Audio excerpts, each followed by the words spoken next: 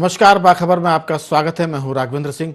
बाखबर में आज हम बात करने जा रहे हैं एक ऐसे मुद्दे पर जो चुनाव के समय बहुत गर्म होता है और चुनाव के बाद भी जब राजनीतिक तकरार होती है, तनातनी होती है और बहुत हद तक तू में जब होती है तो फिर भाषा का स्तर गिर जाता है और उसमें कई बार बिलो द बेल्ट यानी कमर के नीचे वार होता है और उसमें अपशब्द भी कहे जाते हैं।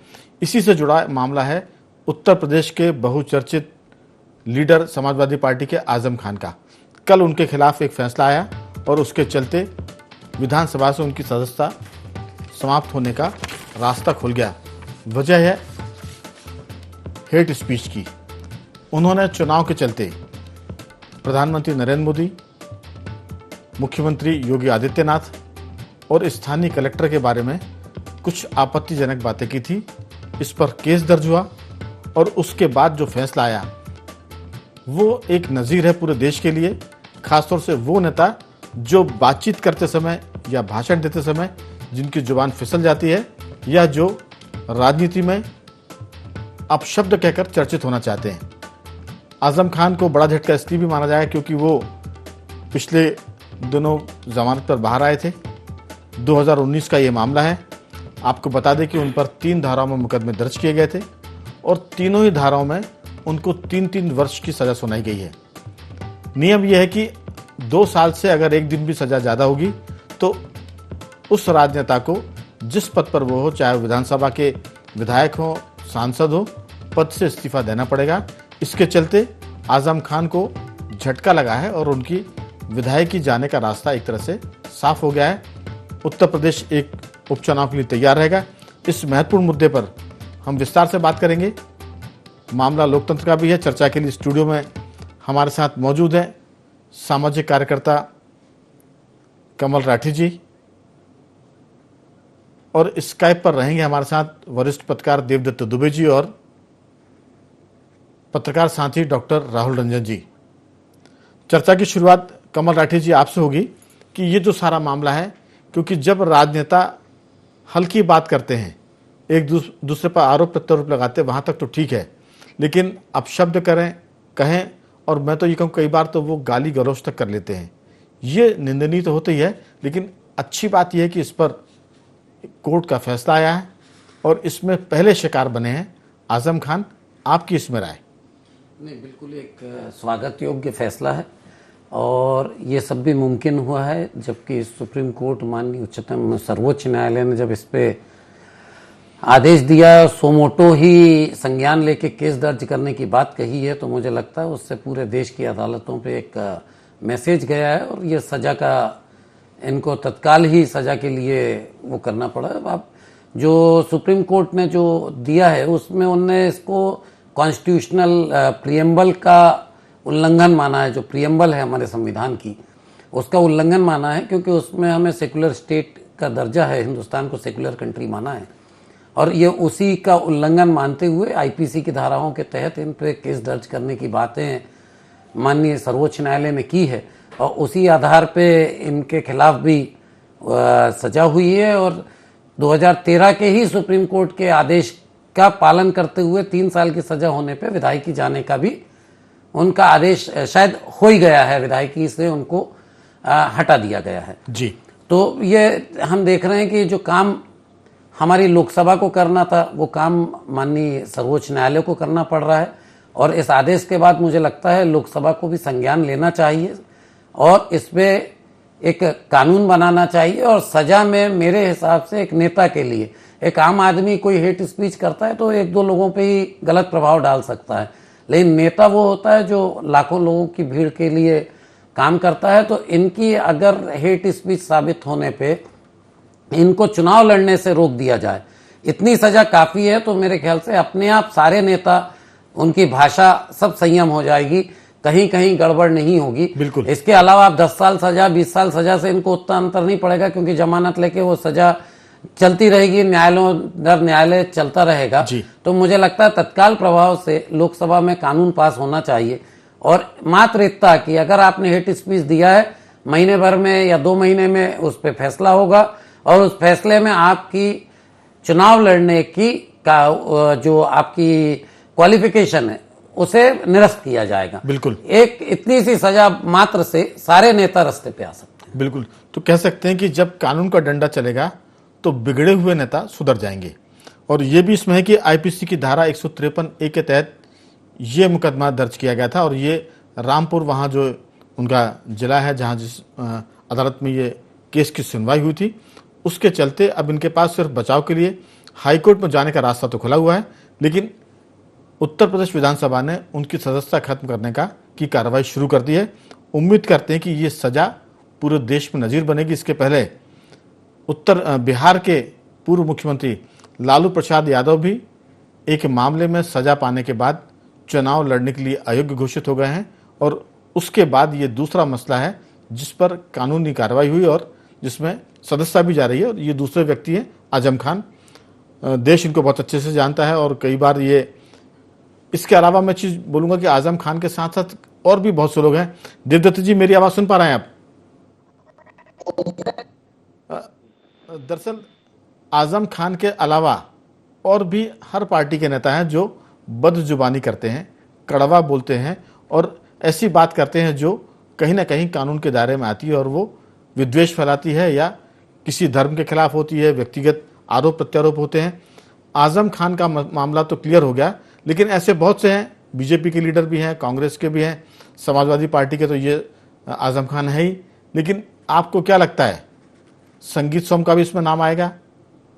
ये जो सारी चीज़ें हैं कहीं ना कहीं देश के लिए एक मिसाल बन रही है, नज़ीर बन रही है। आपकी राय देवदत्त जी? जी, मुझे लगता है राघवेंद्र जी एक अच्छा फैसला है जो नेताओं को आईना दिखा सकता है, क्योंकि बिना कुछ किए, न कर्मठता दिखाए, न संघर्ष, केवल बदजुबानी करके जो सुर्खियां बटोरने को, नेता बनने का जो फैशन चल पड़ा था राजनीति में, तो वो उस पर विराम लगना चाहिए।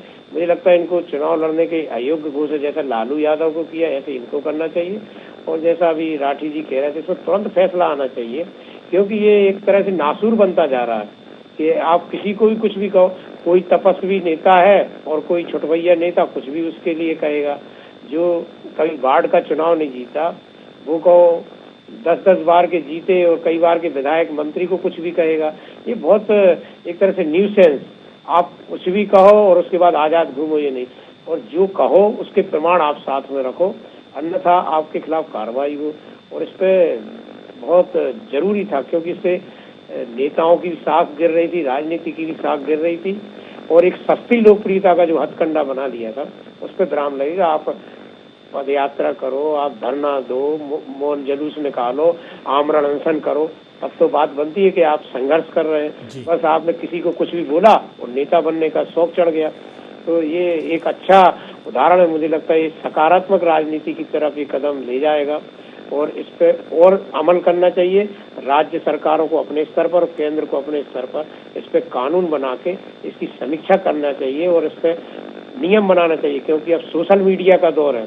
जो जिन लोगों को टीवी वाले तो कई बार आप लोग सब लोग या अखबार वाले तो कई बार कद देख के या जो कहते हैं कुछ उसको काट छाट करके प्रसारित करते हैं, लेकिन सोशल मीडिया एक ऐसा युग आया कि अपने खुद से वीडियो बनाओ, यूट्यूब में डालो और किसी को भी कुछ भी कहो। तो ये इस पे बहुत नियंत्रण बहुत जरूरी है। बेलगाम घोड़ा नहीं होना चाहिए। अति सर्वत्र वर्जते, अति हो चुकी थी। नेता कुछ भी बोल रहे थे, कई बार तो बच्चों के परिवार के साथ देखने में टीवी बंद करना पड़ता था कि क्या कह रहे हैं। जी देवदत्त जी, दरअसल जो कानून है अगर उस पर अमल किया जाए तो इस तरह के फैसले आ जाएंगे। हमें लगता है कि कानून जितने भी हैं अगर उस पर कठोरता से अदालतें फैसले सुनाएं और पुलिस कार्रवाई करे तो हमें नहीं लगता कि बहुत सारे कानून की जरूरत है। ये भी जो निर्णय आया वो कानून के तहत ही आया है और सीधा सा नियम तो ये कि अगर 2 साल से ज़्यादा की सज़ा 1 दिन भी ज़्यादा होगी तो फिर आपको विधायक या लोकसभा के सदस्य से इस्तीफा देना पड़ेगा। आपकी विधायकी या लोकसभा का जो सांसद का पद है वो जाएगा। हमें लगता है कि कानून तो है लेकिन अमल करने की ज़रूरत है, जो हमें देखने को मिला आजम खान के मामले में। जरूर इस पर और विस्तार से बात करेंगे। हमारे साथ डॉक्टर राहुल जुड़ गए हैं। डॉक्टर राहुल, आपका बहुत बहुत स्वागत है। जी जी। ये एक जो मामला है 2019 का, आजम खान ने, अक्सर आजम खान इस तरह की बयानी के लिए जाने जाते हैं। इसके अलावा और भी लीडर हैं, हमने जिक्र किया था कि हर दल में मिल जाएंगे जो हल्की बात करके चर्चाओं में आते हैं और सुर्खियां बटोरते हैं और उसके बाद में वो पीछे भी हट जाते हैं और कहते हैं कि हमारी बात को तोड़ मरोड़ के छापा गया या काट छाट करके दिखाया गया। हमें लगता है कि ये सारा मामला जो बदजुबानी करते हैं, जो घटिया बात करते हैं, ऐसे नेताओं के लिए सबक के तौर पर देखा जाना चाहिए। आजम खान तो एक है, लेकिन जो कई दूसरे बहुत सारे आजम खान हैं और दूसरे संगीत शो में या एक केंद्रीय मंत्री भी जो इस तरह की बात करते हैं, आपको लगता है कि ये जो सारा मामला है कहीं ना कहीं पूरे देश में चर्चा का विषय बनेगा? और आने वाले जो राज्य हैं, दिनों में गुजरात में चुनाव होने वाले हैं, हिमाचल में होने वाले, तो वहां मुझे लगता है कि जो गंदगी फैलाने वाली जो स्पीच है, हेट स्पीच, उस पर थोड़ा सा नियंत्रण होगा, लगाम लगेगी। आपकी राय? राघवेंद्र जी, इस मामले में थोड़ा देर तो जरूर हुई है, लेकिन दुरुस्त है मामला जी। ये है, संविधान में अपन को अधिकार है, अभिव्यक्ति का अधिकार दिया गया है, और अभिव्यक्ति के अधिकार की जिस तरीके से अनाधिकार से उपयोग किया है लोगों ने, वो सच कहा जाए तो सिर के ऊपर आ गया। अब सिर के ऊपर जब पानी देखे, इसमें आजम खान तो समझ लीजिए कि एक नजीर बन गए हैं, लेकिन हिंदुस्तान की राजनीति में शायद ही ऐसा कोई नेता बचा हो जिसकी जुबान नहीं फिसल रही हो। लेकिन इस कानून के आ जाने से और ये निर्णय हो जाने से ऐसा मुझे लग रहा है कि अब थोड़ी राजनीति में शुचिता आना चाहिए और थोड़ी सी जुबान भी फिसलती है नेताओं की को नहीं। क्योंकि क्या है कि राजनीति में राजनेताओं की जो जुबान जिस तरीके से चलती है, उसी तरीके से आम आदमी भी बोलने लगता है। अब दूसरी बात ये हुई कि सोशल मीडिया का जो माहौल चल रहा है, सोशल मीडिया पे आप जुबान चल गई आपकी एक बार में, तो आप उसको यू टर्न नहीं कर सकते, उसको आप बदल नहीं सकते। हाँ, चैनलों पे, अखबारों पे ये सब हो सकता है, लेकिन सोशल मीडिया प्लेटफॉर्म इस तरह की सुविधाएं नहीं देता। तो आजम खान आज से ही नहीं बोल रहे, और आजम खान से जैसे पता नहीं कितने नेता हिंदुस्तान में रोजाना अनर्गल बोलते हैं, जाति के ऊपर बोलते हैं, वर्ग के ऊपर बोलते हैं, जातिवाद पे बोलते हैं, और इनकी की पूरी इतना घृणात्मक इन लोगों का बयान होता है सिर्फ इसीलिए कि इनका स्टंट है पब्लिक, ये पब्लिक में बने रहना चाहते हैं। तो लेकिन इस निर्णय से ऐसा होगा कि अब इनके जुबान पे थोड़ा सा लगाम लगेगी, और थोड़ी नहीं लगेगी। यदि निर्णय हो गया है, ऐसे लोगों को राजनीति से बाहर कर दिया जाए, ऐसे लोगों को चुनाव से लड़ने से मना कर दिया जाए, और ऐसे लोगों को पब्लिक फिगर बनने से मना कर दिया जाए, और जनता अस्वीकार करने लगे इनको, तो ऐसे लोग राजनीति में रहेंगे ही नहीं। तो आने वाले दिनों में ऐसे राजनेता यदि दूर हो जाते हैं राजनीति से, तो राजनीति में शुद्धता बनना आवश्यक हो जाएगा, और ऐसा लग रहा है मुझे कि थोड़ी शुद्धता आ रही है। बिल्कुल राहुल जी, दरअसल मैं इस बात के पक्ष में कभी नहीं रहता कि हम कोर्ट के निर्णय की या तो प्रशंसा करें या आलोचना करें, लेकिन इस पूरे मामले में मैं अपने आप को रोक नहीं पा रहा हूं कि कोर्ट का ये जो फैसला है, भले ही देर से आया, लेकिन प्रशंसनीय है, और इससे भारतीय राजनीति को एक दिशा मिलेगी। हम ये भी कहते हैं कि चुनाव के वक्त तो लोग बदजुबानी करते ही हैं, लेकिन आपने कहा कि धर्म और जाति के साथ साथ लोग संविधान पर भी टीका टिप्पणी करते हैं, और वो भी इतनी गंभीर होती है कि लोग संविधान को की पर्चे वो फाड़ देते हैं, कई बार राष्ट्रध्वज का अपमान भी करते हैं। तो राजनीति में जो ऐसा कृत्य करते हैं उनके खिलाफ कठोर कार्रवाई तो हो, लेकिन एक ये बात भी है राठी जी कि इस पूरे मामले में चुनाव के अयोग्य हो जाए लड़ने के, और साथ में वो चुनाव प्रचार के भी अयोग्य हो जाए। ऐसे व्यक्ति किसी पार्टी का चुनाव प्रचार नहीं कर सकते, ये भी मुझे लगता है कि इसमें व्यवस्था होनी चाहिए। वैसे सारा मामला ये बताता है कि अब ये जो फैसला है कहीं ना कहीं उन नेताओं को डराएगा, थोड़ा सा कानून की तरफ से भी ये मुझे लगता है कि एक मैसेज है, संदेश है कि अगर आपने गड़बड़ी की और हमारे पास ये मामला आया तो फिर आप बचेंगे नहीं। आपकी राय? नहीं, बिल्कुल। अब आप देखेंगे कि एक नॉर्मल व्यापारी है या नौकरी पेशा आदमी है जी, तो उसका बोलने का काम नहीं होता है, एक लिमिटेड होता है, और नेता तो वो है उसके पास व्यापार ही उसका बोलना है। तो अगर बोलना ही मेरा व्यापार है और बोलने पे ही लोगों को मैं प्रभावित करके अपनी तरफ, अपने लिए पक्ष में या अपने पार्टी के दल के पक्ष में वोट करवाता हूं, तो अगर मेरी बदजुबानी है तो आप समझे कि मैं लाखों लोगों पे उस गलत मैसेज को भेज रहा हूं, और वही हमारी आने वाली पीढ़ी सीखेगी। सस्ती लोकप्रियता के लिए हम कुछ भी कर रहे हैं। तो मुझे ये लगता है कि न्यायालय के ये जो 2013 का फैसला और अब ये फैसला 2019 की घटना थी जी, नहीं, 2013 का फैसला, वो 3 साल वाला सब 2013 का फैसला है जी। लेकिन आप देखिएगा कि आजकल अपन बात करते हैं कि केंद्र के मंत्री भी बोलते हैं कि साहब न्यायालय का दखल बढ़ गया है। आजम खान का जो मसला है वो 2019 का है, जी नहीं, जिस वो पर है मतलब 2013 में 3 साल की अगर सजा होती है तो वो उसे लोकसभा या विधानसभा से हटाने का जो फैसला है जी। वो 2013 में आया था। हाँ। तो मेरा ये कहने का मतलब है कि आज हम भारत सरकार के मंत्री भी कहते हैं कि न्यायालय जो है वो इस पे भारी पड़ रहा है या इसके अन्य मसलों पे दखल दे रहा है। तो मुझे लग रहा है देखिए अब न्यायालय के फैसले से ही ये चीज पॉसिबल हुई।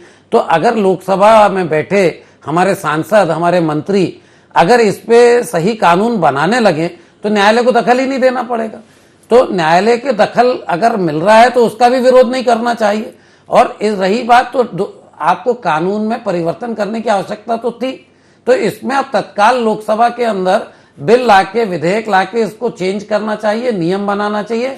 और सजा का जैसा आपने कहा कि उसका पॉलिटिकल कैरियर की कहीं ना कहीं समाप्ति होना चाहिए और उसकी कोई समय सीमा होना चाहिए, 30 दिन, 60 दिन, 90 दिन, बिल्कुल। इससे अधिक ना हो। तो मुझे लगता है वो आदमी चूंकि उसका व्यापार बोलने का है तो उसकी अगर हम राजनीतिक उसको रोक देंगे तो वो उसकी हेट स्पीच अपने आप ही सुधर जाएगी। बिल्कुल। चाहे कितना ही बिगड़ा आदमी होगा वो खुद ही सही रास्ते से बात करने लगेगा। बिल्कुल। देवदत्त जी, दरअसल राजनेताओं का धंधा ही है बोलना, उनकी योग्यता ही है कि कितना अच्छा भाषण देते हैं, कितने अच्छे शब्दों का चयन करते हैं और कितने अच्छे मुद्दे उठाकर वो जनता की भाषा में सटीकता के साथ कम्युनिकेट करते हैं, यानी वो जनता के बीच में अपनी बात, अपनी पार्टी की, अपने विचार पहुंचाते हैं। अगर उनकी ये शैली ही गंदगी से भरी होगी तो फिर आप समाज को भी खराब करेंगे, सियासत को भी खराब करेंगे और पार्टी का भी नुकसान करेंगे। जैसा हम सबकी चर्चा में निकल कर आ रहा है कि इससे पूरी जो नई पीढ़ी है वो भी भटक जाएगी। आजम खान का हम इसलिए जिक्र कर रहे हैं क्योंकि आज वो इस पूरी चर्चा के केंद्र में है। उन पर अभी भी 87 मुकदमे, 87 मुकदमे आजम खान के ऊपर हैं और ये सिर्फ 3 धाराओं के जो केस था उस पर एक फैसला आया है। तो जो सब बात निकल के आ रही कि कानून सख्ती से बने और इस पर जल्दी सुनवाई हो, फास्ट ट्रैक कोर्ट पर सुनवाई होनी चाहिए, क्योंकि ये जो लीडर होते हैं वो सरकार चलाते हैं, संविधान कानून बनाने की बात करते हैं और उसको फिर गुड गवर्नेंस पर ले जाते हैं। तो कहीं ना कहीं ये जो सारा मामला है इस पूरे केंद्र में आजम खान जरूर है, लेकिन ऐसे बहुत सारे लीडर हैं जो इस पूरे दायरे में आते हैं, जिसमें साक्षी महाराज का भी नाम आता है, साध्वी प्राची का भी नाम आता है, असदुद्दीन ओवैसी का भी नाम इसमें आता है और इसके साथ साथ संगीत सोम और गिरिराज सिंह का भी नाम आता है। तो ये जो मामला है ये एक तरह की बीमारी हो गई है राजनीति में, छूत की बीमारी है। एक कोई बोलेगा तो उसके बदले में फिर दूसरा आदमी ज्यादा जोर से उल्टी पुल्टी बात करेगा ताकि वो चर्चाओं में आए और उसका जिक्र करे। आपकी राय, ये प्रवृत्ति रुकनी चाहिए? बिल्कुल। और देर सवेर ये नेताओं को भी समझ में आ जाएगा जब आप सकारात्मक बोलना शुरू करेंगे। ये देखो, आप जयंती मनाएंगे, विवेकानंद जी ने केवल 2 शब्द बोले, बहनों और भाइयों, शिकागो में, और उसके बाद वो छा गए। तो शब्द तो ऐसे हैं कि आप बोलिए तो ऐसी वाणी बोलिए, मन का आपा खोए, और को शीतल करे, आपो शीतल हो। जब ये वाणी की दिशा बदल जाएगी, भले अब नैतिकता से नहीं बदल रही, भय से बदल जाए। देवदत्त जी, स्कूल में ये पढ़ाने मेरे ख्याल से बंद कर दिया है कि ऐसी वाणी कबीर को और ये सब जो सूरदास के दोहे हैं, ये तो बचपन से जब घुट्टी में पिलाया जाता था तब आदमी को ध्यान रहता था कि जैसा देवदत्त जी बोल रहे हैं कि ऐसी वाणी बोलिए। अब आज की जो जनरेशन है उसको तो मुझे लगता है कि बहुत कम इन चीजों का इल्म होगा। जी, तो ये देख सकते हैं नेता, यदि इनको भीड़ ही चाहिए तो जितने संत समाज के लोग प्रवचन करते हैं, बोलते हैं, तो उनके लिए तो बिना बुलाए, बिना साधनों के कितनी लाखों की भीड़ आती है। तो आप बोलिए तो, और वो बोलिए जो आप अंदर से स्वीकारते हैं, जिसको आप करते हैं। कथनी और करनी में भेद ना होगा तो इनको ये जरूरत नहीं पड़ेगी। लेकिन इनने एक जो जैसे मेकअप करा के कोई अपना चेहरा सुंदर बनाता है, ऐसा इन लोगों ने अपनी लोकप्रियता बनाने का एक माध्यम बना लिया है। नकली, फर्जी, ये पाखंड करते हैं बातों का, और उससे जब सुर्खियां मिलती तो समझते कि हम बहुत लोकप्रिय हैं, जबकि ये लोकप्रिय न खुद हैं और समाज को भी ये दिशाहीन कर रहे हैं। नेतृत्व का अर्थ ही बेईमानी हुआ जा रहा है कि नेतृत्व जो समाज को दिशा दे वो नेतृत्व, बदजुबानी कौन सी दिशा देगी। तो ये जो कदम है, मुझे लगता है कि इस पे समय सीमा और तय हो जाए और बिल्कुल इस पर तुरंत एक्शन हो जाए और इसका तुरंत फैसला आए और ऐसे नेताओं की छटनी हो जाए और 2-4 नेताओं को सजा होगी। ये बहुत अंदर से भयभीत भी रहते हैं, जितने बड़बोलेपन वाले लोग होते हैं वे अंदर से बहुत कमजोर भी होते, उन पर तुरंत विराम लगेगा, क्योंकि वो समझ जाएंगे कि अब ये हथियार हमारा नहीं चलेगा, अब हमें कुछ करना ही पड़ेगा, तभी बोलना पड़ेगा। तो ये बहुत जरूरी था और इसको तो बहुत पहले हो जाना था, क्योंकि इसने बहुत गंदगी फैलाई है। इससे राजनीति की भी इमेज खराब हुई, नेताओं की इमेज खराब हुई कि ये कुछ भी बोलेंगे, इनका कोई भरोसा नहीं। बिल्कुल। ये सुधरना चाहिए, जो आदर्श स्थिति आनी चाहिए। बिल्कुल। राहुल जी, आपने कहा कि देर से सही लेकिन सही फैसला आया, लेकिन कानून कहता है कि अगर देर से किया गया फैसला सही भी होता तो वो न्याय नहीं दे पाता, क्योंकि अगर आप देरी से कोई निर्णय करेंगे तो, लेकिन इसमें बहुत देरी नहीं हुई है, लेकिन हर बात में ये निकल के आ रहा है कि इसकी समय सीमा जरूर तय होनी चाहिए। और हम ये इसको दोहरा रहे हैं कि ये भारतीय राजनीति को एक दिशा देगा और राजनेताओं की जुबान पर लगाम लगाएगा। और मुझे लगता है कि ये नज़ीर है, मिसाल है, एक अपने आप में बड़ा उदाहरण है। आपकी राय कि इस पूरे मसले पर हर पार्टियों को भी सचेत होना पड़ेगा कि वो अपने नेताओं को नियंत्रित करें और इस तरह की जो बातचीत करते हैं उनकी क्लास ले या उनके लिए प्रशिक्षण शिविर लगाए, ताकि वो इस तरह की बातों को प्रमोट ना करें। आपकी राय? राघवेंद्र जी, क्या है कि न्यायालय की अपनी सीमाएं हैं, जी। इसने एक व्यक्ति को सजा दे दी, लेकिन अब इसको जो कारगर रूप देना है वो राजनीतिक दलों को, क्योंकि मामला तो राजनीतिक दलों का है। नेता तो किसी न किसी राजनीतिक दल से जुड़े हुए हैं, तो जुबान तो उन्हीं की चल रही है। तो राजनीतिक दलों को अपने कुछ ऐसे टूल्स बनाना पड़ेंगे कि जो नए लोग राजनीति में आ रहे हैं, जो लोग राजनीति में अवतरित होने वाले हैं, छोटे स्तर के जो कार्यकर्ता हैं, उनकी अब सोशल मीडिया बाकी से ऐसे प्लेटफॉर्म हो चुके हैं कि हर की बयानबाजी, हर की सभाएं, हर की बैठकें, ये कहाँ किस तरीके से बोलते हैं सारा रिकॉर्डेड होता है। तो इनकी एक कम से कम कुछ नहीं हो तो इनका चरित्रावली एक तैयार की जाए, जो राजनेता अगली आने वाली पीढ़ी में या आने वाले दिनों में 2 साल 4 साल 5 साल में पार्षद का चुनाव लड़ने वाले हैं, या सांसद का या विधायक का या सरपंच का, तो इनकी एक क्राइटेरिया तय किया जाए कि कितनी बार क्या बोली। ये फिल्टर जो काम है ये राजनीतिक दलों को ही करना पड़ेगा, क्योंकि बाकी लोग नहीं करेंगे। फिर दूसरी चीज ये होती है कि अब जो एक्शन होना चाहिए से बिल्कुल तय हो जाना चाहिए कि आपको हम कितनी बार क्षमा कर सकते हैं, 1 बार 2 बार 3 बार, चौथी बार से आप राजनीति के लायक नहीं बचे। ये आपको बिल्कुल वहां बोर्ड लगाना पड़ेगा कि राजनीति में क्या क्राइटेरिया है, क्या बोलने की सीमाएं, आपको लक्ष्मण रेखा हर राजनीतिक दल को बनाना पड़ेगी, तब जाकर के राजनीति में इस तरीके की सुधार की संभावनाएं होती हैं। कानून अपना है, न्यायालय अपना है, न्यायालय ने डिसीजन दे दिया, अब पालन कराने वाले कौन है, यहाँ भी तो सोचना पड़ेगा कि पालन कराने वाले तो वही राजनीति करने वाले लोग हैं, वही। राहुल जी, मेरी इसमें थोड़ी सी छिपा कथाएं नहीं होती है, वैसा मैं जोड़ रहा हूँ सियासत के साथ साथ इसकी जरूरत तो मीडिया को भी है कि आप कितने बार गलत जानकारी देंगे, कितने बार किसी की टोपी उछालेंगे और कितने बार क्या करेंगे। तो ये मुझे लगता है कि राजनेताओं के साथ साथ इस पर मीडिया पर भी कसावट की जरूरत है, क्योंकि कई बार चीजें सोशल मीडिया में जो आती हैं वो इतनी उल्टी पुल्टी होती है कि उसको फिल्टर करना मुश्किल हो जाता है। तो मीडिया में, सोशल मीडिया पर भी मुझे लगता है कि इस तरह के जो गलत बयानी वाली चीजें चलती हैं और उससे कई बार समाज का माहौल खराब होता है।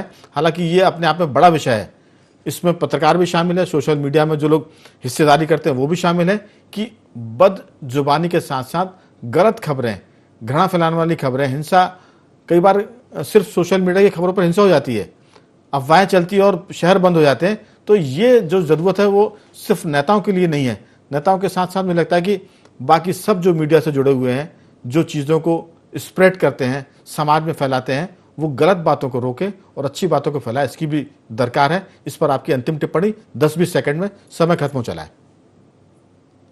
राहुल जी, ये सोशल मीडिया पे आज नहीं कल परसों कभी भी हो, सोशल मीडिया एक न एक दिन इसके गिरफ्त में आने वाला है, ये तय मान के चलिए।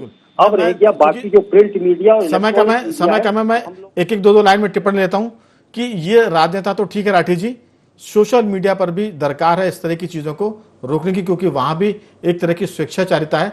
2-3 वाक्यों में। नहीं, बिल्कुल मैं आपकी बात से सहमत हूँ। सोशल मीडिया में और जो धर्मगुरु जो आजकल कथाएं करते हैं उनकी भी भाषाओं में देखने में आता है, तो मेरे ख्याल से सभी पे ये नियम आना चाहिए। देवदत्त जी, आपकी राय, क्योंकि मामला राजनेताओं तक ना रहे, ये सोशल मीडिया पर भी आना जरूरी है। सबसे ज्यादा तो उसी पे आज की डेट में सबसे ज्यादा न्यूज सेंस सोशल मीडिया कर रहा है, बिल्कुल उस पर ये जरूरी है बहुत। चलिए, उम्मीद करते हैं कि राजनेता तो नियंत्रित होंगे, पार्टियां उनको संभालेगी और कानून का डंडा चलेगा, लेकिन उसके साथ साथ सोशल मीडिया पर जो लोग एक्टिव है उनको भी सतर्क रहने की जरूरत है, ताकि गंदगी उनके हाथों भी ना फैल पाए। तो बाखबर में आज सिर्फ इतना ही। आप सब मेहमानों का मैं धन्यवाद करूंगा, डॉक्टर राहुल जी आपका भी, देवदत्त जी आपका भी, और राठी जी, आपका भी बहुत बहुत साधुवाद कि आपने चर्चा में हिस्सा लिया। तो ये जो हेट स्पीच है, अब इसके लिए कानून की तो नो है, हम सबकी भी ना है, और उम्मीद करते हैं कि पार्टियां भी इस पर ध्यान देंगी। आप बने रहिए हमारे साथ और देखते रहिए IND24।